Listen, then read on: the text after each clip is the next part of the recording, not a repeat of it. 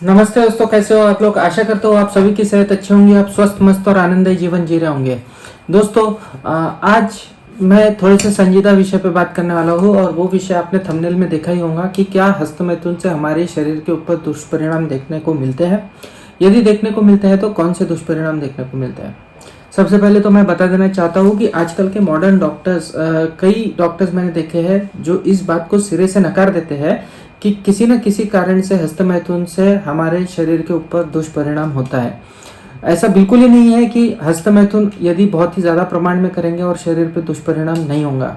तो आज के वीडियो में यही जानेंगे कि हस्तमैथुन के क्या दुष्परिणाम हमें हमारे शरीर के ऊपर देखने को मिलते हैं और साथ ही साथ वो कौन सी होम्योपैथिक दवाइयाँ हैं जो ऐसी कंडीशन में आपकी मदद कर सकती है। इन सभी के बारे में हम डिटेल में आज के वीडियो में जानेंगे, तो वीडियो को अंत तक जरूर देखिए। तो चलिए बिना किसी देरी के हमारा डिस्कशन शुरू करते हैं।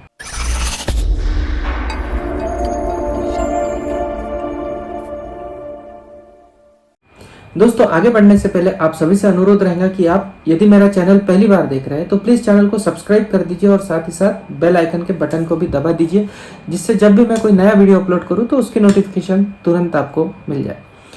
तो हस्तमैथुन से क्या दुष्परिणाम हमारे शरीर के ऊपर होते हैं। सबसे पहले तो यदि युवावस्था में किसी को हस्तमैथुन करने की आदत है तो कई मैंने युवा ऐसे देखे हैं जो इस आदत से इतनी बुरी तरह ग्रस्त है कि उन्हें दूसरा कोई काम ही नहीं सूझता। वो दिन में 5-5, 6-6 बार हस्तमैथुन करते हैं और आजकल इंटरनेट के युग में ये बहुत आम बात हो चुकी है, बहुत ही चिंता का विषय है।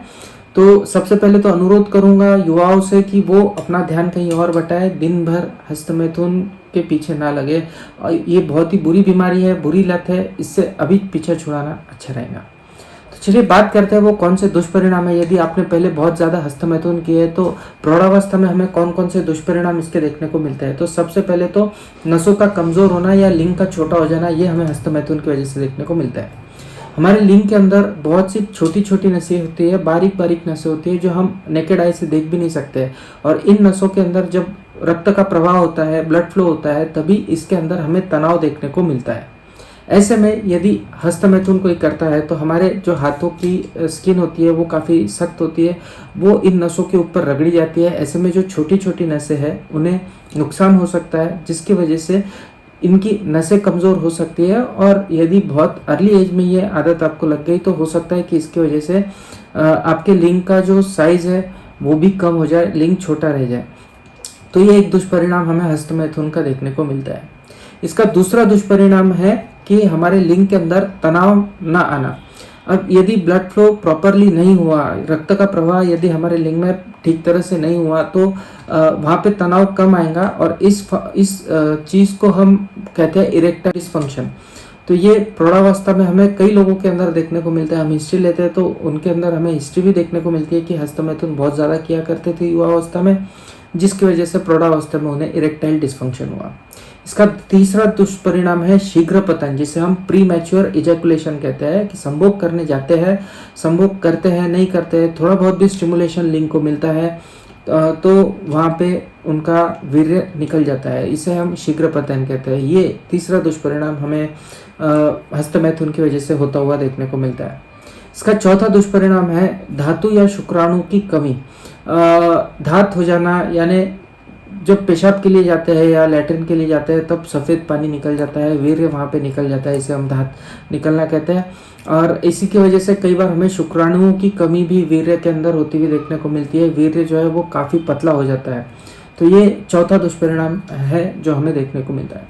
इसका पांचवा दुष्परिणाम है कि जो लोग बहुत ज़्यादा हस्तमैथुन करते हैं वो सुस्त रहते हैं, उन्हें आगे चल के कमज़ोरी भी हो सकती है, सुस्ती, कमज़ोरी। ये इसका पांचवा दुष्परिणाम है जो हमें हस्तमैथुन की वजह से होता हुआ देखने को मिलता है। छठवां दुष्परिणाम याददाश्त की कमी। यदि युवावस्था में बहुत ज़्यादा हस्तमैथुन किया है तो आगे चल के हो सकता है कि याददाश्त की कमी उस पर्सन के अंदर आ जाए, वो चीज़ें ठीक तरह से याद ना रख पाए।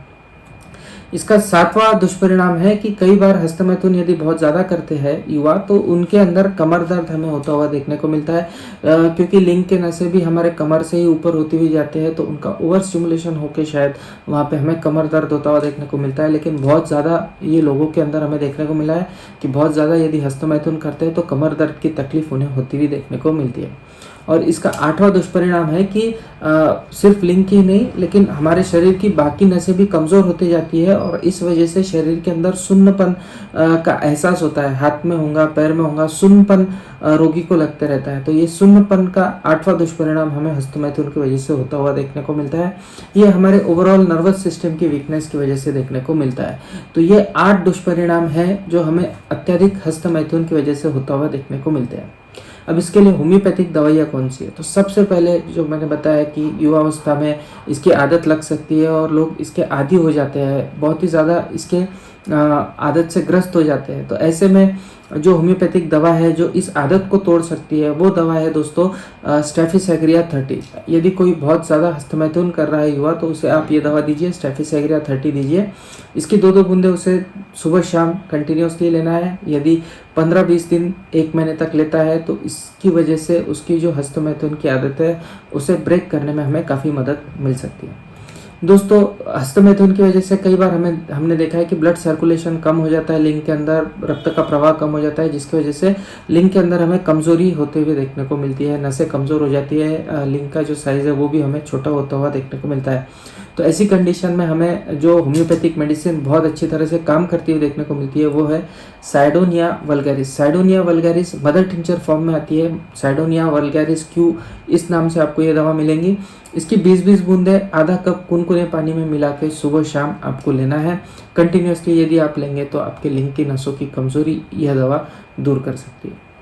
दोस्तों इरेक्टाइल डिस्फंक्शन जिसे हम कहते हैं कि इच्छा तो बहुत होती है संभोग की लेकिन लिंग के अंदर तनाव ही नहीं होता है, ये इरेक्टाइल डिस्फंक्शन की जो कंडीशन है इसके अंदर 2 होम्योपैथिक मेडिसिन है जो बहुत अच्छी तरह से काम करती है। एक है लाइकोपोडियम 30 और दूसरी है एग्नस कैस्टस 30। दोनों ही दवाइयाँ आप ले सकते हैं। यदि बहुत ही ज़्यादा लिंग के अंदर तनाव की कमी महसूस हो रही है, इच्छा बहुत ज़्यादा है लेकिन आप परफॉर्म नहीं कर पा रहे हैं तो आप एग्नस कैस्टस 30 और लाइकोपोडियम 30 ये दवाइयाँ ले सकते हैं। 2-2 बूंद इन दवाइयों की आप ले सकते हैं सुबह शाम।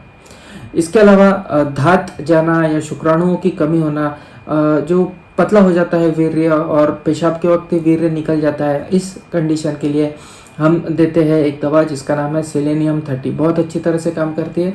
सेलेनियम 30 के भी आपको 2-2 बूंदे सुबह शाम कंटिन्यूसली लेनी होती है। 2-3 महीने तक के यदि आप लेते हैं तो शुक्राणुओं की कमी के अंदर भी और जो धात जाता है, जो वीर्य निकल जाता है पेशाब के समय, उस कंडीशन में भी यह दवा बहुत अच्छी तरह से काम करती है।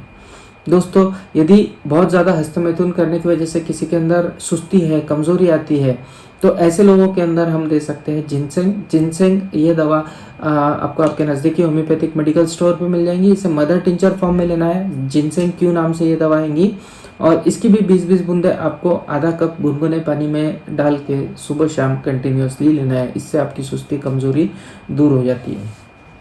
यदि किसी को बहुत ज़्यादा हस्तमैथुन करने की वजह से याददाश्त की कमी हो जाती है, वो चीज़ें पहले की तरह याद नहीं रख पा रहा है और ओवरऑल कमज़ोरी भी महसूस होती है, तो ऐसे लोगों के अंदर हम दे सकते हैं फॉस्फोरिक एसिड 30। फॉस्फोरिक एसिड 30 की भी 2-2 बूंदे सुबह शाम आप कंटिन्यूसली ले सकते हैं। यदि 2-3 महीने तक इस दवा का सेवन करते हैं तो आपको याददाश्त की जो कमज़ोरी है हस्तमैथुन की वजह से जो हुई है इसमें काफ़ी आराम होता हुआ देखने को मिलेगा। साथ ही साथ ओवरऑल कमज़ोरी भी इससे इम्प्रूव होती हुई हमें देखने को मिलती है। तो दोस्तों ये थी कुछ होम्योपैथिक दवाइयाँ जो मैंने कुछ लक्षणों के ऊपर बताई है। इसके अलावा भी कुछ और लक्षण आपके अंदर हो सकते हैं जिसके अनुरूप आपका नज़दीकी होम्योपैथिक डॉक्टर आपके सिम्टम्स लेके, आपके लक्षणों को जांच करके आपको अच्छी तरह से होम्योपैथिक दवाइयाँ सजेस्ट कर सकेगा। तो मेरी सलाह यही रहेगी कि आप जो भी होम्योपैथिक दवाइयाँ ले रहे हैं वो एक नज़दीकी अनुभवी होम्योपैथिक डॉक्टर की सलाह से ही लीजिए।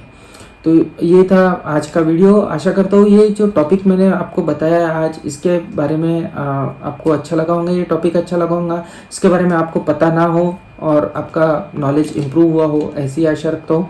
यदि किसी ज़रूरतमंद को आप ये जानकारी फॉरवर्ड कर सके तो आपका सादर धन्यवाद। इसी तरह के हेल्थ रिलेटेड और होम्योपैथी से रिलेटेड वीडियोस को देखने के लिए प्लीज़ मुझे सब्सक्राइब करना ना भूलें और बेल आइकन के बटन को भी ना दबाइए, तो आप वो सर्विस भी अवेल कर सकते हैं। मिलते हैं अगले वीडियो में इसी तरह से इंटरेस्टिंग टॉपिक लेके आपके सामने फिर से हाजिर होऊंगा। तब तक के लिए आप